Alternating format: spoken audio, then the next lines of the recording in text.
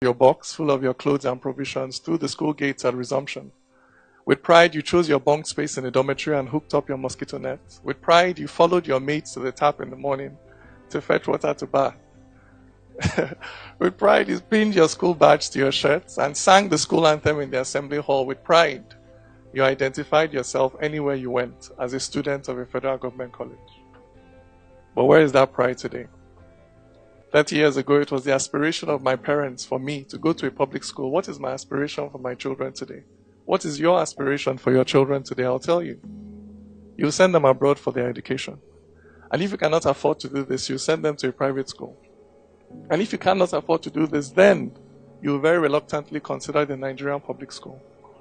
So in 30 years, our public schools have gone from being the first choice for our children to being the last. To me, this is one of the saddest commentaries on the state of governance in our country over the last 30 years. And this trend worries me more than what is happening in the northeast or in the south-south. It worries me more than the state of our roads or the epileptic nature of power supply in this country, and I'll tell you why. Firstly, education, particularly when it is generally accessible, is a bridge builder. For the public school system is often the scene of very many important social firsts. It may be the first time the child of the rich will share a bunk bed with the child of the poor. It may be the first time a Christian will share a desk in class with a Muslim. It may be the first time a boy born and bred in Aba will be best friends with a boy born and bred in Zamfara, so that they will jump fence together, cut grass together, wash toilet together. And so 40 odd years later, when this boy from Zamfara, now a man, hears one of his colleagues in the office maybe say, you know how all these Igbo people are, they're all the same.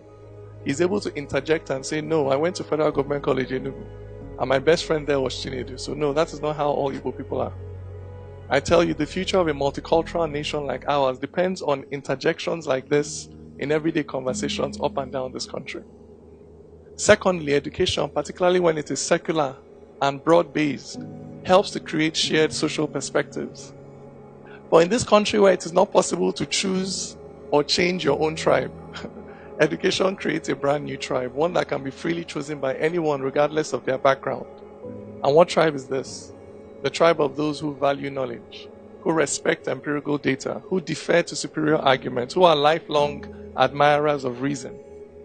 For now you know that HIV/AIDS cannot be cured by having a bath, and that it is the competence, not the ethnicity of a pilot that flies the plane. Now you know that meningitis is a disease of the body, not of the soul, but that the soul can be diseased with ailments like tribalism and bigotry. It is education that gives you this capability to recognize and respect what is a fact in all cases, regardless of the faith or the tribe or the social background of the person that points out that fact to you. Thirdly, education, particularly where it is qualitative and broad-based, it helps to moderate social tensions. This is a tension between the haves and the have-nots. But by giving poor people access to the same quality of education as the rich, you not only give them the capacity to change their socioeconomic circumstance, you give them the capacity to moderate how they express grievance over that socioeconomic circumstance. So in a country that is already deeply divided over faith and tribe, to neglect the education of the generality of our people, in a country where peace depends on our ability to carry out very sensitive conversations over potentially explosive issues, to neglect the education of the generality of our people is not just to ask for trouble, it is to guarantee trouble. For in the end, a society cannot rise above the level of the mentality of its majority. So that to predict the future of a society, what you need to examine is not really the content of the speeches of its politicians. What you need to examine is the content of the curriculum for its students. And I say this because I am an idealist. No, this does not mean that I have my head in the clouds. What it means is that I believe firmly that ideas precede reality. So that before something can exist in the physical, material world, it must first exist as an idea in somebody's mind. So for instance, before there was electricity, there were people who thought about it, then dedicated their lives to going out to invent it, to chasing that dream and following those convictions, for it's clear thinking, not concrete, that holds up great nations.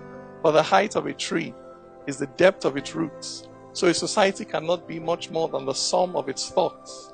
It's what you reason, that's what you conceive. And when life puts pressure, that's what you will give. For this world is advanced not by latest gadgets, but by people who don't accept mental limitations. This is the power of the mind. That is why crude oil cannot compete with an enlightened mind. That is why Agbada and Babariga cannot compete with ideas. That is why Nigeria, with all her natural resources, cannot compete with a little nation with no natural resources worth mentioning called Singapore. This is a large part of why we were colonized in the first place. Not because we were lesser human beings, but because in that struggle between civilizations, the other side had access in many critical areas to more advanced thinking, as evidenced in more sophisticated technology. And this is why that poet, prophet, philosopher by the name of Bob Marley once urged us to emancipate yourselves from mental slavery. None but ourselves can free our minds. Imagine it. In Nigeria, where election campaigns are dominated by debates and not slogans, where you can no longer purchase the votes of that woman by shoving a mudu of rice into her hand, where she'll say, no, Mr. Politician, keep your rice. Just help me answer one simple question. How do you intend to balance the budget?